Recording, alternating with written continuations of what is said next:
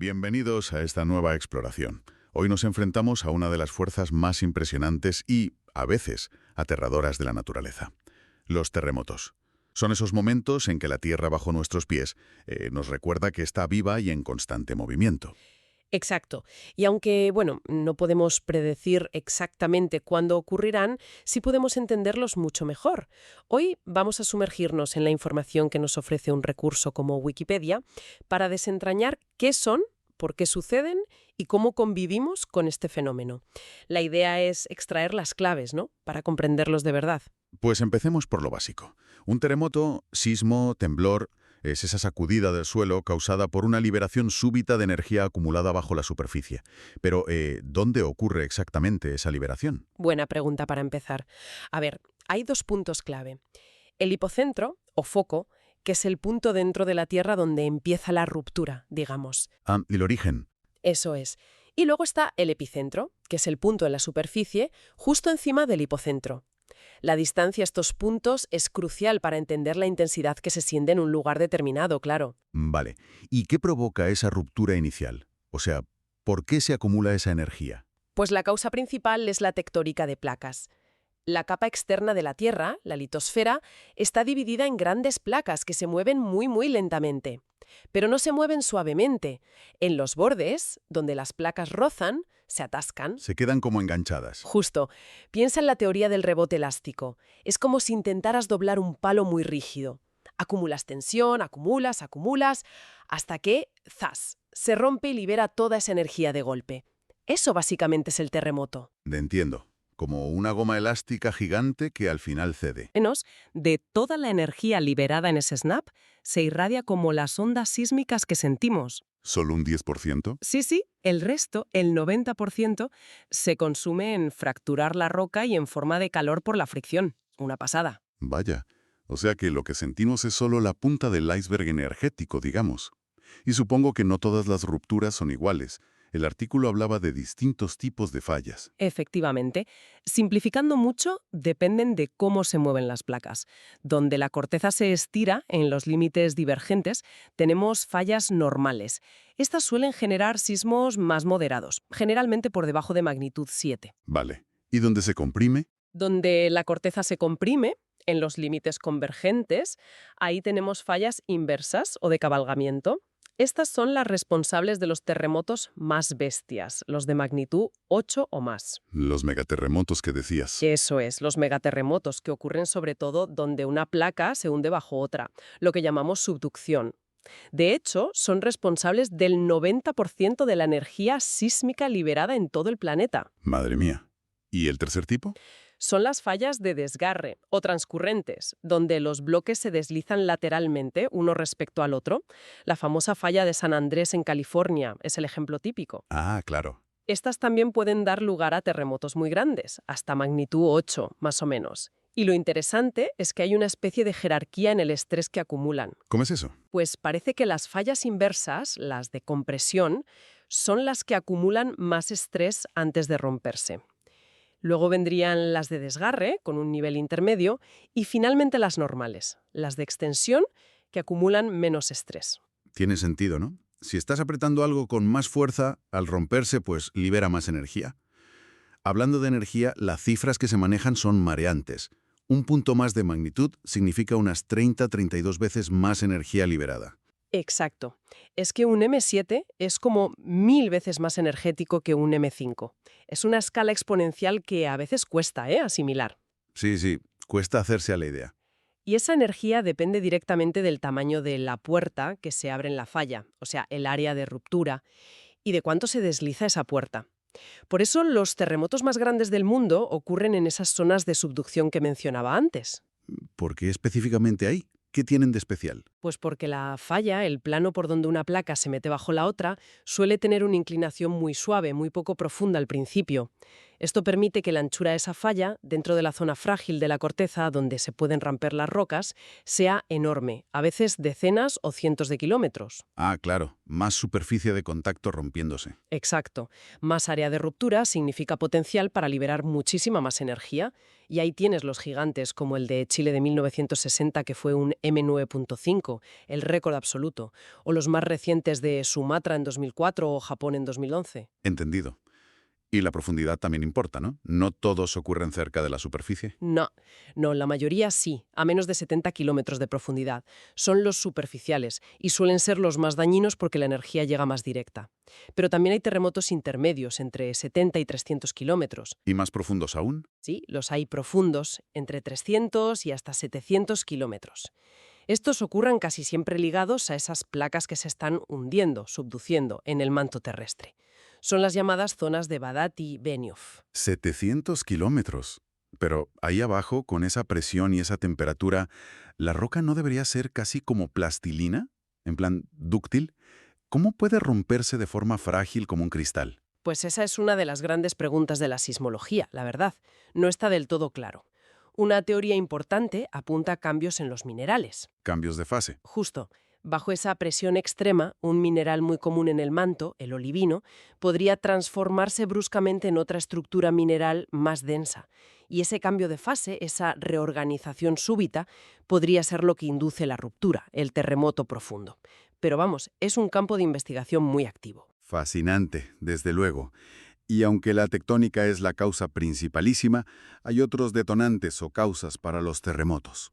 Sí, aunque son menos comunes. Por ejemplo, la actividad volcánica puede generar sismos. A veces estos terremotos volcánicos sirven como aviso de una posible erupción, como pasó con el Monte Santa Elena en 1980. Los enjambres sísmicos pueden ayudar a rastrear el movimiento del magma bajo el volcán. Entiendo. ¿Y la actividad humana? Se oye hablar a veces de sismicidad inducida. Sí, también. Ciertas actividades humanos pueden alterar las tensiones en la corteza local y disparar temblores. Hablamos de cosas como la minería profunda, la extracción de petróleo o gas, el llenado de grandes embalses. El fracking también, ¿no? El fracking, sí, o más bien la inyección de las aguas residuales del fracking en pozos profundos. Normalmente son sismos pequeños, pero ha habido casos de magnitudes mayores, como algunos M5 y pico en Oklahoma, que se han relacionado con estas inyecciones. El artículo mencionaba una controversia sobre la presa de Sipingpu y el terremoto de Sichuan de 2008, ¿no? Sí, se planteó si el enorme peso del agua acumulada en el embalse pudo haber influido en disparar ese terrible terremoto. Pero es crucial decir que no hay un consenso científico claro al respecto. Es muy, muy complejo atribuir una causalidad directa en estos casos tan grandes. Son temas delicados. Ya me imagino. Lo que sí sabemos es que la forma en que se rompe una falla no siempre es igual. No es solo el tamaño, también importa cómo se rompe. ¿Te refieres a la velocidad de la ruptura, por ejemplo? Exacto. Normalmente, la ruptura viaja a una velocidad menor que la de las ondas sísmicas que genera, sobre todo las ondas S. Pero a veces, en grandes fallas de desgarre, la ruptura puede acelerar y viajar más rápido que las propias ondas S. ¿En serio? ¿Más rápido que sus propias ondas? Sí, sí, es como si la grieta rompiera la barrera del sonido de la roca, por así decirlo. Son los llamados terremotos supershare. Pueden causar daños muy extensos y directos a lo largo de la falla. Se han observado en eventos como el de Kunlun en 2001 o el de Turquía-Siria en 2023. Jo. Y lo contrario. Terremotos que se rompen muy despacio. Pues sí, y pueden ser tremendamente peligrosos, aunque parezca raro. Son los terremotos lentos. Imagina una falla submarina que se rompe muy, muy lentamente. A lo mejor durante minutos. ¿Y eso qué implica? Pues te puede desplazar una cantidad enorme de agua, generando tsunamis gigantescos. Pero como la ruptura es lenta, la sacudida en la costa puede ser muy débil, casi imperceptible. La gente no se alerta. El terremoto de Sanriku en Japón, en 1896, es un ejemplo trágico de esto. Un tsunami devastador barrió la costa, pero apenas sintieron el temblor previo. Qué paradoja más terrible, de verdad. ¿Y todo esto cómo lo medimos? porque siempre oímos hablar de intensidad y magnitud, pero has dicho que no son lo mismo. No, es una distinción fundamental. A ver, la intensidad describe los efectos del terremoto en un lugar concreto. Cómo se sintió, qué daños causó en los edificios, en el terreno, en las personas. Se mide con escalas descriptivas, como la escala de Mercalli modificada. Y claro, varía mucho de un sitio a otro dependiendo de la distancia, el tipo de suelo. Vale, eso es lo que se siente en un sitio. ¿Y la magnitud? La magnitud, en cambio, mide el tamaño del terremoto en su origen, en la fuente, allá en el hipocentro. Es un solo número para cada sismo que representa la energía liberada. ¿Y la escala de Richter, que siempre sale en las noticias? Bueno, la escala de Richter fue pionera, desarrollada en los años 30, y se basaba en la amplitud de las ondas registradas en un sismógrafo específico. Pero tenía limitaciones, sobre todo para terremotos muy grandes o muy lejanos. Hoy en día la escala estándar que usamos los sismólogos es la magnitud de momento, MW. MW, vale. Sí, MW. Se basa en el momento sísmico, que es una medida física más directa de la energía liberada. Calcula, digamos, la fuerza total del empujón que dio la falla, considerando el área que se rompió y cuánto se deslizó. Es más robusta y funciona bien para todo el rango de tamaños de terremotos. Así que cuando los medios dicen Richter, casi siempre se están refiriendo a la magnitud MW. Entendido. Magnitud en la fuente, intensidad en el lugar. ¿Y cómo viaja esa energía desde la fuente hasta nosotros? Has mencionado las ondas sísmicas. Exacto. Viajan en forma de ondas. Las primeras en llegar son las ondas P, de primarias. Son como las ondas de sonido. Comprimen y expanden la roca en la dirección en que viajan. Son las más rápidas y pueden atravesar todo, sólidos y líquidos, como el núcleo externo de la Tierra. Las P, las primeras. ¿Y después? Después llegan las ondas S, de secundarias. Estas son diferentes. Mueven el suelo de lado a lado o arriba y abajo, perpendicularmente a la dirección en que viajan, como cuando sacudes una cuerda. Son más lentas que las P y tienen una propiedad importante. No pueden viajar a través de líquidos. Ah, por eso no atraviesan el núcleo externo. ¿Justo? Y suelen ser más destructivas que las P, porque mueven el suelo con más amplitud, lo zarandean más, digamos. Es como el relámpago y el trueno, ¿no? Primero ves la luz, las P, más rápidas, y luego oyes el sonido, las S, más lentas. Es una buena analogía, sí. Y precisamente esa diferencia en el tiempo de llegada entre las ondas P y las S es lo que usamos para saber a qué distancia ocurrió el terremoto. Si mides cuántos segundos pasan entre que llega la P y llega la S en tu sismógrafo, puedes estimar la distancia al epicentro. Anda, qué curioso.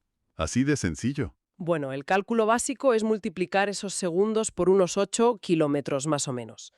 Luego, si tienes esa distancia medida en al menos 3 estaciones sísmicas distintas, puedes dibujar círculos en un mapa con esos radios. Y donde se cruzan los 3 círculos, ahí está el epicentro. Es la triangulación. Qué ingenioso. ¿Y hay más tipos de ondas? Sí. Cuando las ondas P y S llegan a la superficie de la Tierra, generan otro tipo de ondas que viajan precisamente por la superficie. Son las ondas superficiales. Hay dos tipos principales. En las ondas Love, que mueven el suelo horizontalmente, y las ondas Rayleigh, que lo mueven como las olas del mar, en un movimiento elíptico. ¿Y estas son? Son las más lentas de todas, pero como viajan por la superficie donde estamos nosotros y nuestros edificios, y suelen tener mayor amplitud y durar más tiempo, generalmente son las que causan la mayor parte de los daños. Entendido. Ahora, la parte más dura, claro. Los efectos. ¿Qué pasa cuando todas esas ondas llegan con fuerza a una zona poblada? Pues el efecto más obvio y directo es la sacudida del suelo y la posible ruptura de la falla en la superficie, si el terremoto es superficial. Esto daña o directamente derrumba edificios, puentes, carreteras. La intensidad de la sacudida, además, puede amplificarse mucho según el tipo de suelo. Los terrenos blandos, como los sedimentos de un antiguo lago, tiemblan más fuerte y durante más tiempo. Vaya. Y luego está eso de la licuefacción. Suena fatal. Y lo es. La licuefacción o licuación del suelo ocurre cuando un terreno arenoso y saturado de agua pierde toda su resistencia por la vibración. Se comporta literalmente como un líquido espeso, como unas arenas movedizas. Madre mía. Imagina edificios que se inclinan, se hunden o incluso tanques de combustible enterrados que flotan hacia la superficie. Pasó de forma espectacular en el terremoto de Alaska de 1964 y también en el de Niigata en Japón ese mismo año. Terrible. Y más allá de los daños materiales directos a estructuras. Están los impactos humanos directos, las víctimas, los heridos, pero también la destrucción de infraestructuras críticas, hospitales, sistemas de agua potable, electricidad, comunicaciones. Esto dificulta enormemente la respuesta a la emergencia y puede provocar problemas de salud pública, epidemias. Y no hay que olvidar el impacto psicológico, el trauma que deja un evento así. A menudo, además, las comunidades más vulnerables son las que sufren las peores consecuencias. Claro. Y la sacudida puede desencadenar otros desastres naturales, ¿no? Desde luego, los deslizamientos de tierra son muy comunes, sobre todo en zonas montañosas. El propio temblor desestabiliza las laderas. El artículo recordaba casos terribles en China, como en Sichuan 2008, en Perú en 1970 con el alud que sepultó Yungay, o en Pakistán en 2005, donde los deslizamientos causaron miles de muertes adicionales. Y los incendios que también mencionabas.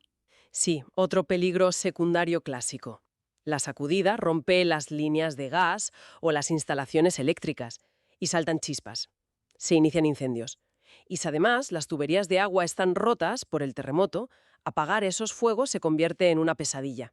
El gran incendio de San Francisco en 1906, tras el terremoto, fue en realidad más destructivo que la propia sacudida inicial en muchas zonas. Y por supuesto no podemos olvidarnos de los tsunamis. Exacto.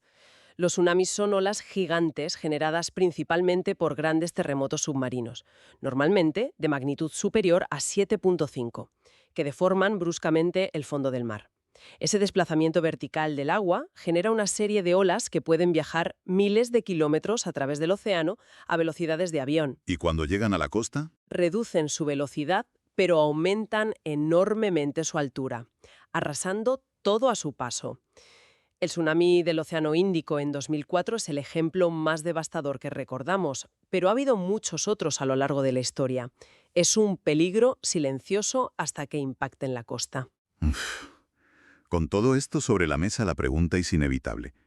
¿Podemos predecirlos? ¿Se sabe cuándo va a ocurrir el próximo gran terremoto? Aquí la ciencia tiene que ser honesta y clara. La predicción exacta a corto plazo, es decir, especificar el día, lugar y magnitud de un terremoto futuro con suficiente antelación como para evacuar, hoy por hoy no es científicamente posible. No hay señales precursoras fiables. Se han investigado muchísimas posibles señales. Cambios en el nivel del agua, comportamiento anómalo de animales, emisiones de gases, pequeñas series de sismos, pero ninguna ha demostrado ser universalmente fiable ni tener valor predictivo real. Lo que sí hacemos, y es muy importante, es el pronóstico sísmico a largo plazo. ¿Cuál es la diferencia entre predicción y pronóstico? El pronóstico es probabilístico. Se basa en nuestro conocimiento de las fallas activas, la historia sísmica de una región, dónde y cuándo han ocurrido terremotos antes y el movimiento de las placas. Con todo eso, podemos estimar la probabilidad de que un terremoto de una cierta magnitud o mayor ocurra en una zona determinada durante un periodo de tiempo futuro, por ejemplo, en los próximos 30 o 50 años. Ah, vale. No dice cuándo exactamente, pero sí cuán probable es que pasen las próximas décadas. Exacto. Y esa información es vital para tomar decisiones, para elaborar códigos de construcción sismo-resistente adecuados al nivel de peligro de cada zona, para planificar el uso del suelo, para preparar a la población. Entonces, si no hay predicción exacta, todo se centra en la preparación y la mitigación del riesgo. Exactamente. Es nuestra mejor defensa. Y abarca muchas cosas. Por un lado, la ingeniería sísmica. Diseñar edificios nuevos que puedan resistir las sacudidas esperadas y reforzar los edificios antiguos vulnerables, lo que se llama retrofit. Eso es clave. Clave. Luego están los sistemas de alerta temprana sísmica. No predicen el terremoto, pero pueden detectar las primeras ondas P, que son más rápidas pero menos dañinas, y enviar una alerta automática segundos antes de que lleguen las ondas S y superficiales, que son las más destructivas. Segundos. Darán tiempo a algo. Pueden parecer pocos segundos, pero pueden ser suficientes para que la gente se proteja bajo una mesa, para detener trenes de alta velocidad, para parar ascensores en un piso seguro, para que los cirujanos detengan una operación delicada. Pueden salvar vidas y reducir daños. Entiendo. Y luego está la preparación de cada uno, ¿no? Fundamental. La preparación individual y comunitaria. Saber qué hacer antes, durante y después de un terremoto. Cosas como asegurar muebles altos y objetos pesados para que no caigan, tener un kit de emergencia, saber dónde están y cómo cerrar las llaves de paso del gas y el agua, tener un plan familiar. Y en zonas costeras, conocer las rutas de evacuación por riesgo de tsunami. Cada gesto cuenta.